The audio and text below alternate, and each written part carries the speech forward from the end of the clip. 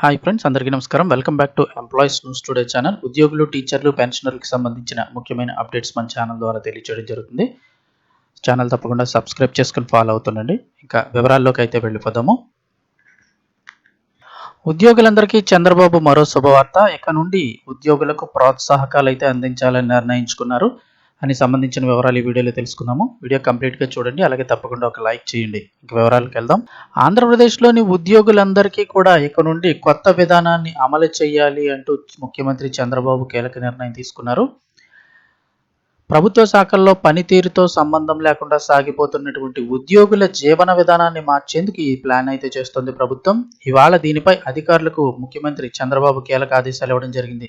వీటి ప్రకారం ఇకపై మంచి పనితీరు కనబరిచే ఉద్యోగులకు పలు ప్రయోజనాలు అందబోతున్నాయి. అలాగే ఒకవేళ పనితీరు బాగోలేకపోతే కూడా ఏం చేయాలో చంద్రబాబు సూచించారు. ప్రజలకు మెరుగైన సేవలు అందించడం కోసం ప్రభుత్వ సేవలను సులభతరం చేయడమే లక్ష్యంగా ఉద్యోగులు, అధికారులంతా పనిచేయాలంటూ సీఎం చంద్రబాబు ఇవాళ ఆదేశించారు.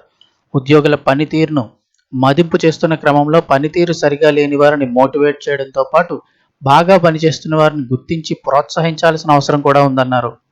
క్షేత్రస్థాయిలో చక్కగా పనిచేస్తూ ప్రజల మెప్పు పొందిన అధికారులను గుర్తించి, ఉద్యోగులను గుర్తించి ప్రోత్సహిస్తే బాగుంటుందంటూ ముఖ్యమంత్రి చంద్రబాబు చేసిన సూచనపై పలు అధికారులు బాగానే ఉంటుందంటూ అభిప్రాయపడ్డారు.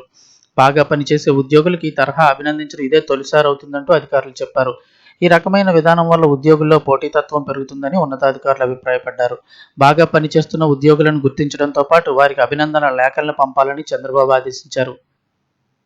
ఓవైపు పనితీరును మదింపు చేస్తూనే మరోవైపు ప్రతి నెలా బాగా పనిచేస్తున్న ఉద్యోగులకు అభినందన లేఖ పంపాలని ముఖ్యమంత్రి సూచించారు. ఈ మేరకు ఆయా శాఖల ఉన్నతాధికారులు చర్యలు తీసుకోవాలంటూ సీఎం చెప్పారు. బాగా పనిచేస్తున్న ఉద్యోగులకు అప్రిసియేషన్ లెటర్ ఇవ్వడమే కాకుండా వారి వ్యక్తిగత రికార్డుల్లో కూడా వాటిని నమోదు చేయాలన్నారు. సో ఇక నుండి ఉద్యోగులు, బాగా పనిచేస్తున్న ఉద్యోగులకు వచ్చి ప్రత్యేక ప్రోత్సాహకాలు, ఒక అభినందన లెటర్ కూడా ఏదైనా వచ్చే అవకాశం ఉంది. అలాగే డల్గా ఇంకా కొంతమంది తప్పని పరిస్థితుల్లో ఏదో చేస్తున్నాం అన్నట్టు కూడా కొంతమంది నిరుత్సాహంగా కూడా పనిచేస్తుంటారు.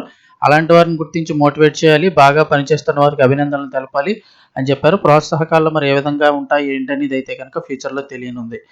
సో ఇన్ఫర్మేషన్ వస్తే తప్పకుండా లైక్ చేయండి. మరిన్ని అప్డేట్స్ కోసం ఛానల్ని సబ్స్క్రైబ్ చేసుకోండి.